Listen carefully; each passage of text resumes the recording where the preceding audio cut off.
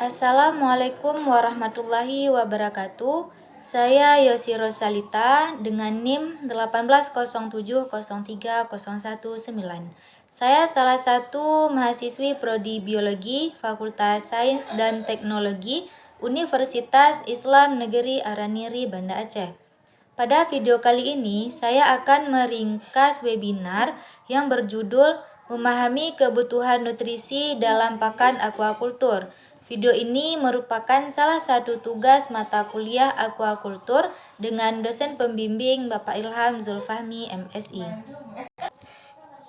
Budidaya ikan merupakan usaha produksi biota air dengan penerapan teknik domestika, yaitu membuat kondisi lingkungan yang mirip dengan habitat asli organisme yang dibudidayakan. Penumbuhan hingga pengelolaan usaha yang berorientasi ekonomi. Pada kegiatan budidaya ini ada kegiatan utama, yaitu pemberian pakan. Prinsip pakan sebenarnya adalah mencontoh kebiasaan dan pakan di alam. Ketersediaan pakan alami semakin hari menjadi faktor pembatas karena semakin sempitnya lahan untuk hidup disebabkan oleh kepadatan yang tinggi dalam budidaya yang semakin intensif. Oleh karena itu, pakan buatan menjadi solusi yang harus diadakan untuk keberlangsungan dan peningkatan laju produksi budidaya. Pakan buatan diartikan makanan untuk ikan, yaitu dibuat dengan berbagai macam bahan dan menjadi bentuk khusus dengan kandungan nilai gizi yang sesuai dengan kebutuhan ikan. Bagaimana menentukan kebutuhan nutrisi hewan aqua yang tepat? Fungsi pakan adalah mengganti sel yang rusak dan pertumbuhan serta sebagai sumber energi. Pakan harusnya mengandung nilai gizi yang dibutuhkan ikan, yaitu seperti protein atau asam amino, lemak, karbohidrat, dan mineral. Pakan yang ramah lingkungan diproduksi dengan pengembangan yang dapat dihasilkan rasio konversi yang rendah melalui upaya yang pertama, daya rangsang pakan. Yang kedua, daya cerna BB pakan. Yang ketiga, kestabilan pakan dalam air. Dan keempat, tekstur dan kekompakan pakan.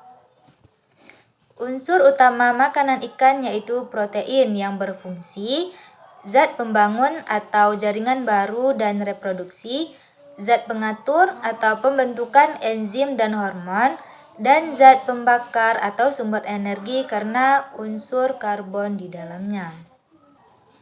Selanjutnya ada lemak yang mengandung asam lemak tak jenuh, yaitu salah satunya asam oleat. Asam lemak ini banyak didapatkan dari tepung udang, cumi-cumi, dan lainnya.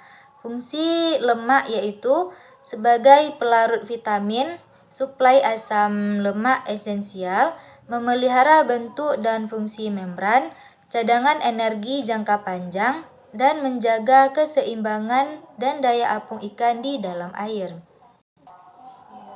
Kekurangan asam lemak esensial dapat ditunjukkan dengan gejala penurunan berat badan, efisiensi pakan yang kecil, mortalitas meningkat, kandungan air dalam otot meningkat, dan terjadi erosi pada sirip-sirip terutama pada sirip ekor.